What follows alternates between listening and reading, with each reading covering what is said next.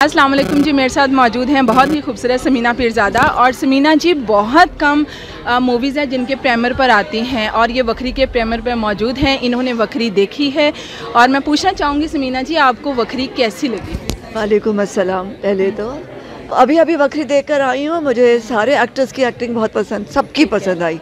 मुझे डायरेक्शन बहुत पसंद आई इरम की, और फरियाल तो ब्रिलियंट थी। और वो गुलशन जी, गुलशन जी, तो वो कितना प्यारा एक्टर है और उसका लगता ही नहीं है डेब्यू है ना।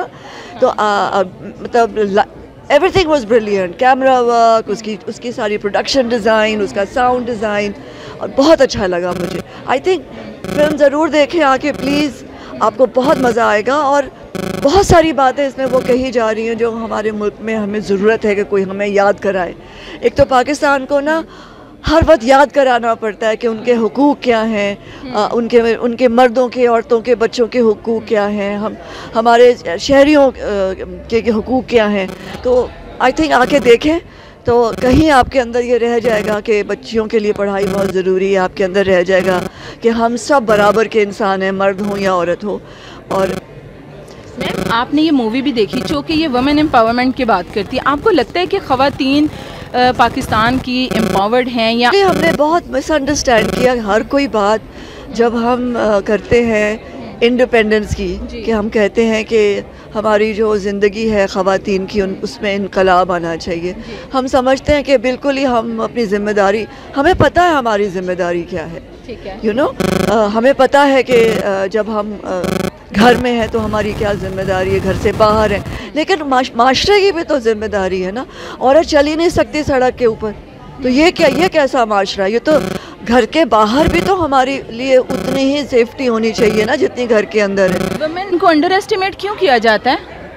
इसलिए कि कोई समझा ही नहीं आज तक कि सिर्फ ज़ाहिरी सब कुछ नहीं है ना, जहन और दिल भी तो है ना। तो वो तो हमारा अंदर तो हमारा बराबर है ना मर्द के, बिल्कुल। यू सी, तो अब और जब आप माँ बन जाती हैं तो जिम्मेदारी और बढ़ती है हमारी औरतों की। तो उस वक्त क्या हमारा साथ नहीं देना चाहिए? क्योंकि बच्चा सिर्फ माँ का तो नहीं है ना, बाप का भी है ना। और घर के अंदर सिर्फ ये काम, सारे काम औरत के हैं और बाकी किसी का नहीं है। तो ये सारा सिस्टम बहुत गलत हो गया है। हम सब बराबर के इंसान हैं। जब हम शादी करते हैं तो भी कॉन्ट्रैक्ट साइन करते हैं तो भी बराबर के ही इंसान होते हैं, वो कोई ऊंच नीच नहीं होती उस वक्त, बराबर। तो जब हम स्कूल जाते हैं तो हम बराबर के हैं, जब हम सड़क पे जाते हैं तो हम बराबर के हैं। हर चीज़ बराबरी की तरह से चलनी चाहिए और चलानी चाहिए। इसी से फिर माशरे तरक्की करते हैं। अब इकनॉमिक तरक्की की इतनी बातें हो रही हैं, 52% घर बिठा के आप कैसे इकनॉमिक तरक्की करेंगे? सोचिए कि तरक्की कैसे होगी? 52% को आप घर बिठा दें और उनकी बात भी ना सुने, उन्हें कोई जिम्मेदारी भी ना हो, उनका हक भी ना हो, कुछ भी ना हो, बस वो बैठी रहें घर के अंदर। अच्छा मैम, समीना जी जब उनकी शादी हुई उनको किस तरह से ट्रीट किया गया, एज बहू, एज बीवी? बेहद इज्जत के साथ।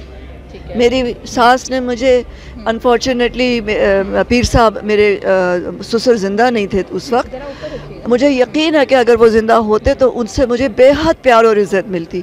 लेकिन मेरी सास ने मेरी इतनी इज़्ज़त की है, इतना प्यार दिया मुझे। अब उनके चले जाने के बाद मैं उन्हें बहुत याद करती हूँ, बहुत ज़्यादा। और मेरी नंदों ने और मेरे जेठ और मेरे देवरों ने मुझे बहुत प्यार किया, बहुत इज़्ज़त दी है। तो सबके घरों में इज़्ज़त और प्यार है। सिर्फ बराबरी की सतह के ऊपर बराबर का इंसान जब आप समझ लेते हैं ना, फिर तभी तो आप एक दूसरे की इज़्ज़त करते हैं।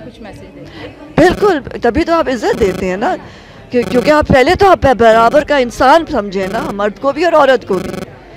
क्योंकि हमारे मर्दों के साथ भी बहुत इस्तेसाल हो रहा है। छोटी उम्र के अंदर आपके साथ, हमारे मुल्क में बहुत ज़्यादती होती है बच्चों के साथ, बच्चियों के साथ। तो हम माशरे को पनपने तभी देंगे जब आप इंसानों को इंसान समझें। वोट का हक इस्तेमाल करना चाहिए और हम सारे पाकिस्तानियों पर फ़र्ज़ है कि हम जाएं और जाकर वोट डालें। 52% औरतों के पास भी यही पावर है और हमारे 48% मर्दों के पास भी यही पावर है। जाएं और जाके वोट डालें। और दूसरी बात ये कि असल चीज़ ये है कि मुल्क में डेमोक्रेसी होनी चाहिए। मैं जमहूरियत के हक़ में हूँ।